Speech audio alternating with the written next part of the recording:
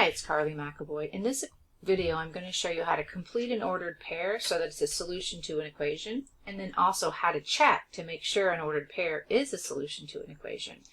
So in the first example, I'm going to do these three examples at the top. In the first example, I'm using 2x minus y is negative 4.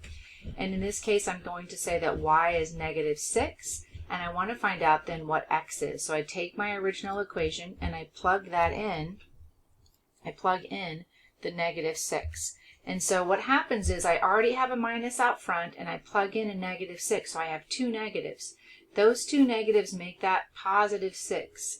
And then I'm going to subtract 6 from both sides, leaving 2x equals negative 10.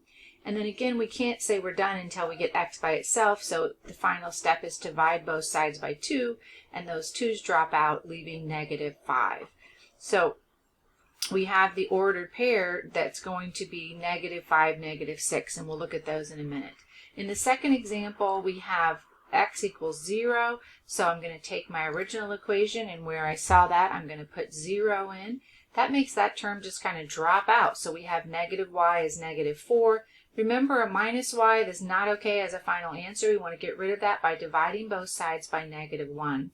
The two negatives make y, and the two negatives make 4, and so we have y equals 4, which is going to give us the ordered pair 0, 4.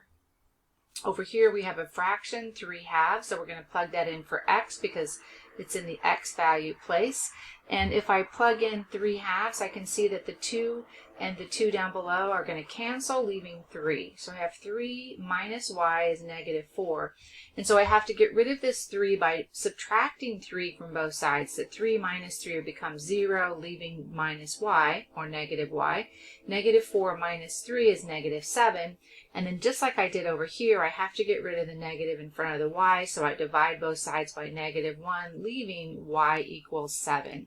So my three ordered pairs are negative 5, negative 6, 0, 4, and 3/2, 7.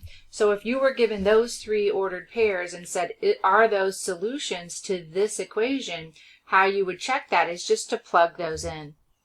So in the first case, we have x is negative 5, so we replace the x with negative 5. Y is negative 6, so where y was, you put in the negative 6. 2 times negative 5 is negative 10. Two negatives make that positive 6, and negative 10 plus 6 equals negative 4. Since negative 4 equals negative 4, both sides are balanced. That is a solution to the equation. For the second one, we say, what if x is 0 and y is 4? That gives us negative 4 equals negative 4. Also true. And over here, these two cancels and leave us 3 minus 7. 3 minus 7 is negative 4, so also true. In the second example, I have y equals negative x, and I have x equals negative 3. So I'm going to take where I have x and replace that with negative 3, and you'll see then I already had a minus out front, but I put a negative in. Those two negatives make positive 3, giving us the ordered pair negative 3, 3. For the next one, we have x equals 5, and if we plug that in, we have a negative out front. We have the 5 we just plugged in, so that's going to mean y is negative 5, giving us the ordered pair 5, negative 5. And finally, again, if we have y is negative 2, well, not again, but that's new to us because we haven't had the y value yet. So the negative 2 goes on the y side, leaving negative x. And just like we saw up above in previous example, we have to get rid of that negative by dividing both sides by negative 1, and the two negatives make a positive, giving us 2, negative 2.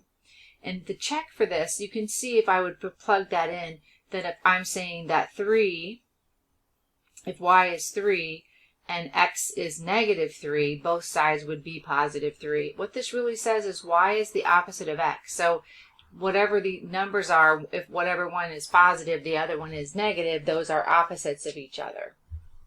And for the third example, we have 2x plus negative 3x plus 2y is negative 12. If we say x is 0 and y is 0, those are the two intercepts. So they're kind of easier to do than some other examples. When I plug in a 0 for x, that just makes that drop out. And I have 2y is negative 12.